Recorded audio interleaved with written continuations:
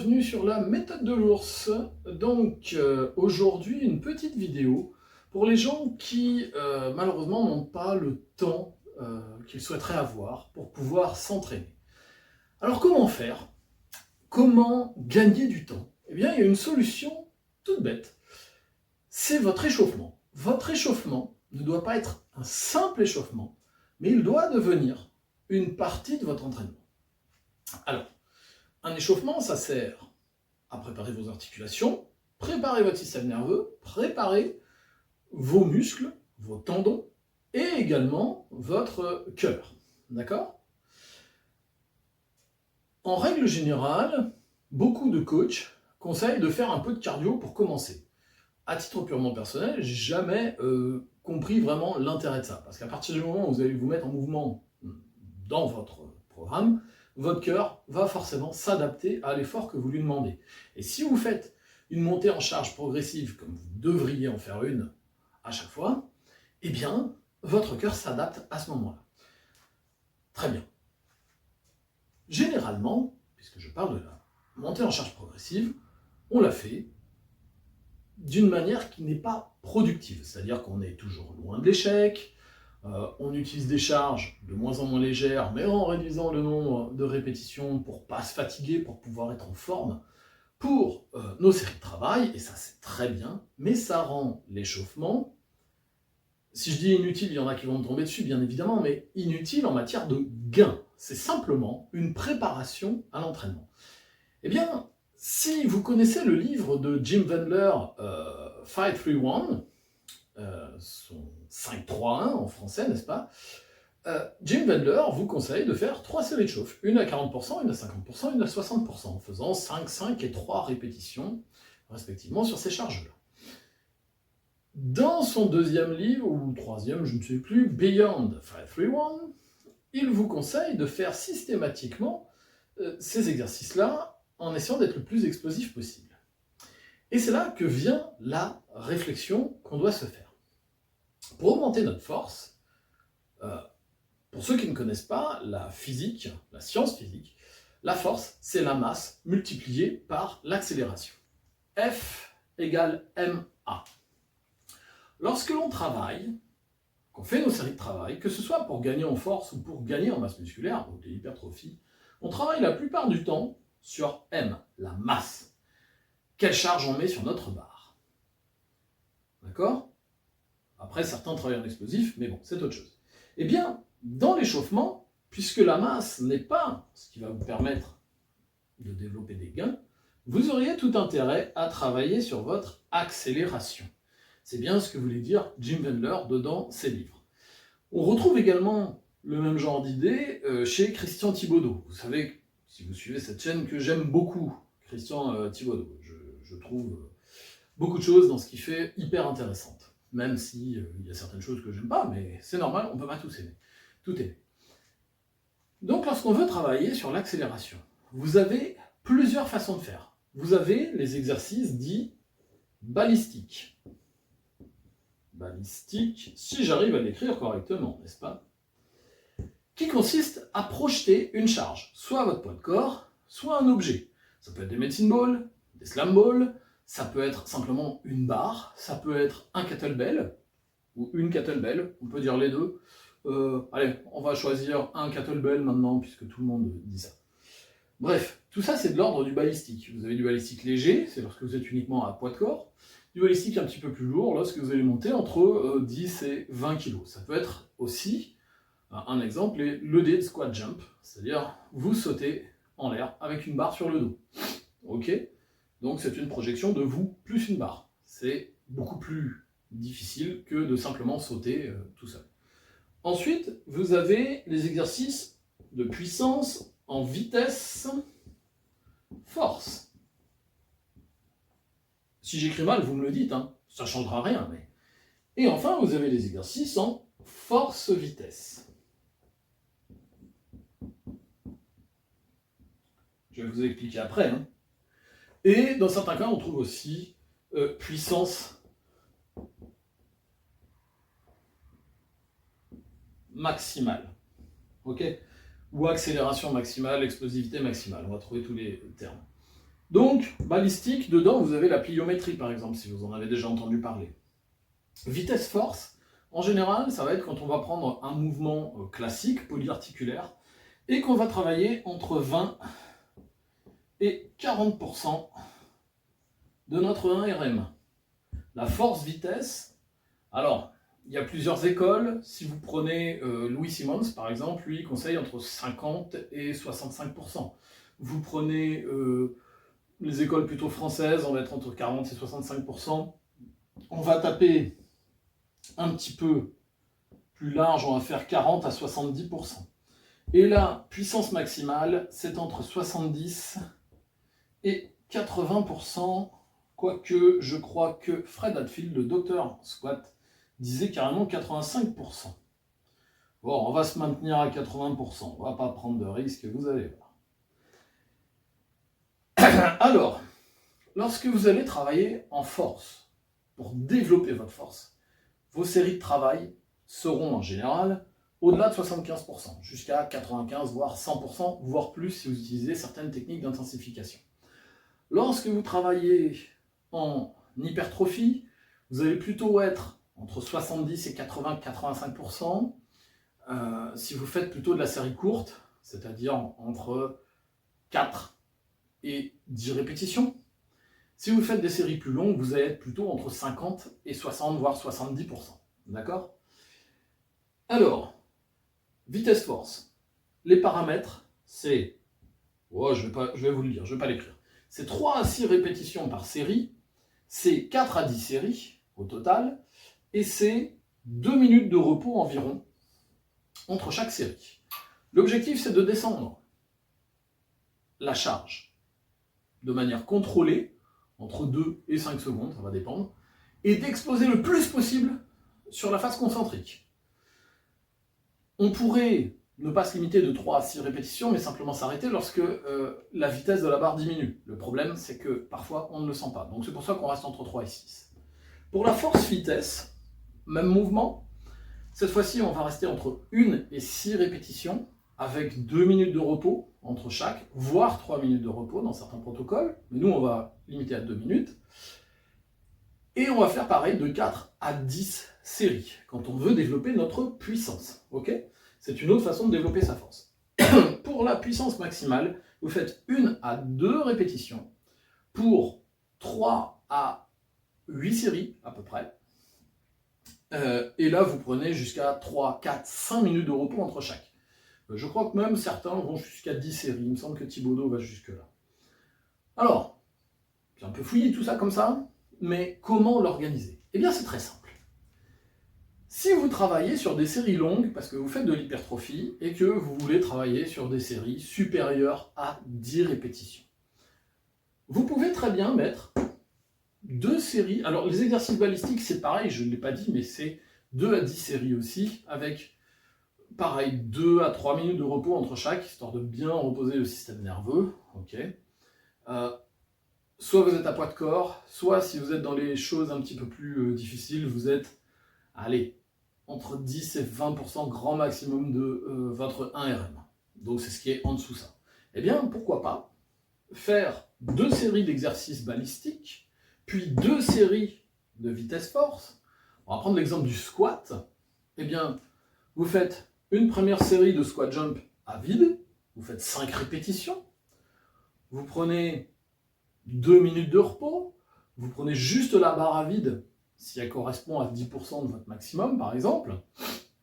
Vous faites une série de 3 loaded squat jump, pareil, en sautant. Vous prenez 2 minutes de repos, vous prenez 20% de votre maximum. Vous faites, j'ai dit c'est entre 3 et 6 répétitions. Vous faites 6 répétitions explosives, cette fois-ci sans sauter. Vous montez à 30%. Vous faites, cette fois-ci seulement 5 répétitions, 2 minutes de repos, vous montez à 40%, 3 répétitions ou 4 répétitions, et en théorie, vous êtes déjà suffisamment chaud pour attaquer vos séries qui vont être entre 50 et 60-70% de votre maximum. Vous pouvez rajouter une petite série proche de votre maximum pour déjà vous préparer si vous souhaitez, mais vous voyez, vous avez utilisé déjà euh, votre échauffement pour travailler votre système nerveux pour des gains de force pour la suite. Vous voulez travailler en force, vous allez travailler entre 75 et 100% de votre maximum. Vous vous enquiquinez pas avec ça. Vous commencez, première série de chauffe, sur votre premier mouvement, 40% de votre 1RM, une série de 5. Vous montez à 50%, une série de 4, 60%, une série de 3, 70%, une série de 2, bien évidemment 2 minutes de repos entre chaque série. Vous avez fait une montée en charge progressive. Vous pouvez vous faire une petite série un petit peu plus courte sur votre première charge de travail, histoire de bien rentrer dedans si vous ne vous sentez pas encore tout à fait chaud. Et après, en avant-guingant, c'est parti. L'intérêt de ça, c'est que vous allez donc stimuler votre système nerveux et donc augmenter vos capacités futures à générer de la force. Comme ça n'est pas très fatigant, musculairement, articulairement, etc., entre chaque série, vous pouvez rajouter un petit exercice. Par exemple, le jour où vous allez travailler votre développé couché, pourquoi pas intégrer des exercices de coiffe des rotateurs entre chaque série, sans vous cramer sur ces exercices-là, de manière à bien récupérer quand même. Et comme ça, vous avez fait un échauffement quand même, si vous avez compté, vous faites entre 4 et 5 séries de chauffe, ce qui est déjà pas mal, mais qui auront été productives pour des gains de force ultérieurs. Et n'oubliez pas que l'objectif, même si on travaille avec des séries longues, ça reste de mettre de plus en plus de charge. Même si vous faites plus de répétitions, il y a un moment où vous êtes obligé d'augmenter la charge, parce que sinon vous ne ferez que de l'endurance, bien évidemment. D'accord ? Donc ce genre d'échauffement vous fait gagner énormément de temps. Et donc maintenant, je vais vous montrer cet échauffement-là, ce principe-là, sur ma séance de pull en force. Donc mon premier exercice, c'est le pendlero. Et bien vous allez voir ça maintenant. Alors nous voici maintenant sur le terrain avec un échauffement pour le pendlero, puisque c'est ma séance pull en force. Voilà. Donc on va commencer. Donc, comme je vous disais, petit déverrouillage articulaire.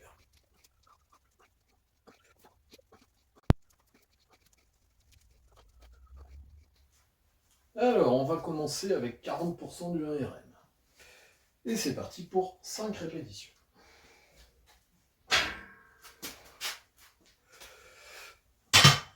Et merde! Ça m'apprendra à ranger. Donc rappelez-vous bien, ne jamais ranger vos poids.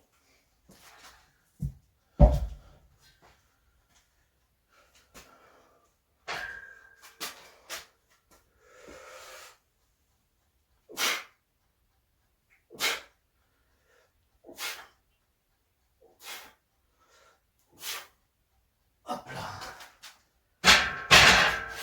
Donc là, j'ai 2 minutes de repos.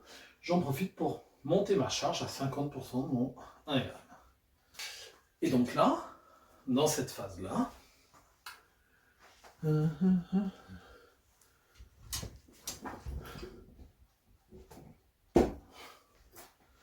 rien ne m'empêche, si je le souhaite, de rajouter des exercices, par exemple, pour la coiffe des rotateurs. Voilà.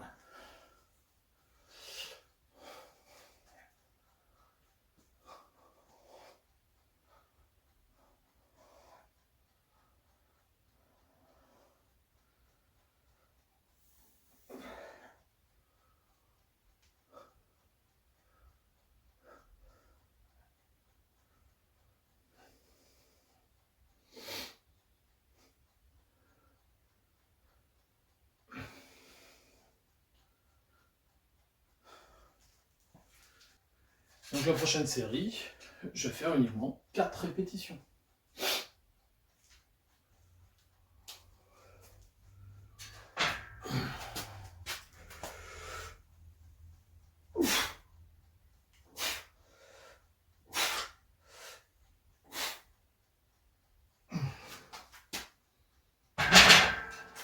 Et je vais monter à 60%. Et pareil, je continue.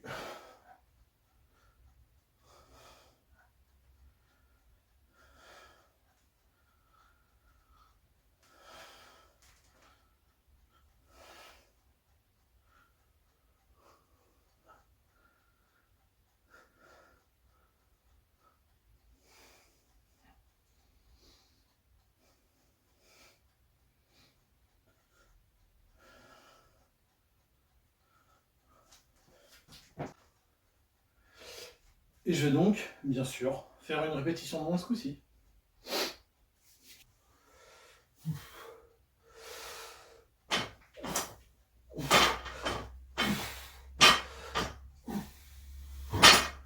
Et je monte à 70%.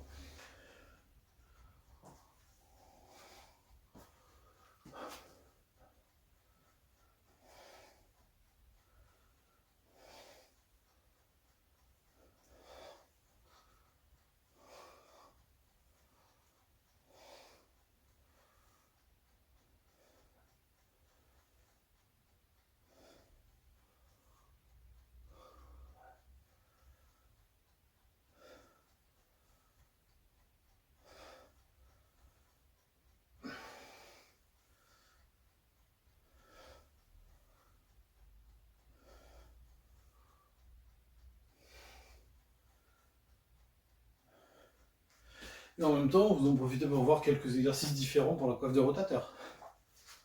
Donc comme ça, je me suis chauffé, j'ai fait ma montée en charge progressive, et en même temps, j'aurai travaillé ma puissance en travaillant mon explosivité sur chacune de mes séries, qui seront non plus uniquement des séries de chauffe, donc du junk volume, mais seront des séries productives. Hop.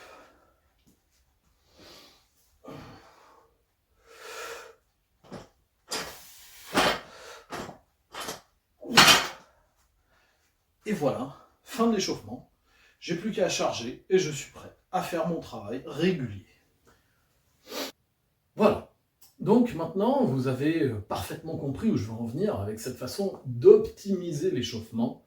Ça n'est pas une façon de le zapper, de le squeezer. Vous avez vu mon échauffement pour le Pendlero, c'est à peu près 10 minutes, mais 10 minutes qui sont productives pour moi, qui cherche quand même à gagner en force plus qu'en masse musculaire. Okay, l'hypertrophie n'étant pas mon objectif, mais moi, dans mon sport, j'ai besoin d'explosivité et de force. Voilà.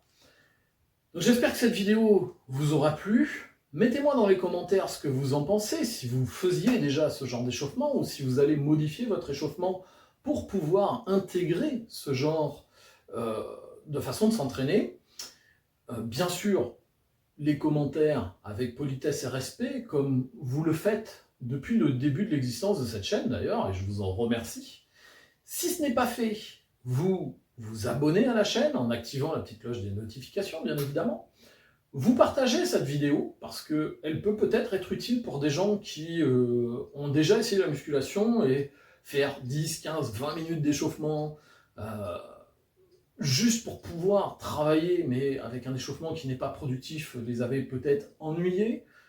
Personnellement, j'ai essayé les échauffements de plein de méthodes différentes, notamment une méthode française assez célèbre de personnes assez connues dans le milieu, que j'apprécie quand même, dont j'apprécie le travail, mais leur échauffement proposé dans leurs différentes méthodes ne me convenait pas, justement, à cause de ça. Donc peut-être que ça va permettre à certaines personnes de se remettre à l'entraînement, et ça serait plutôt bien, et vous, ça vous permettra peut-être aussi d'optimiser vos entraînements. Et enfin, surtout, likez cette vidéo, et puis revenez me voir pour d'autres vidéos. Allez, à très bientôt.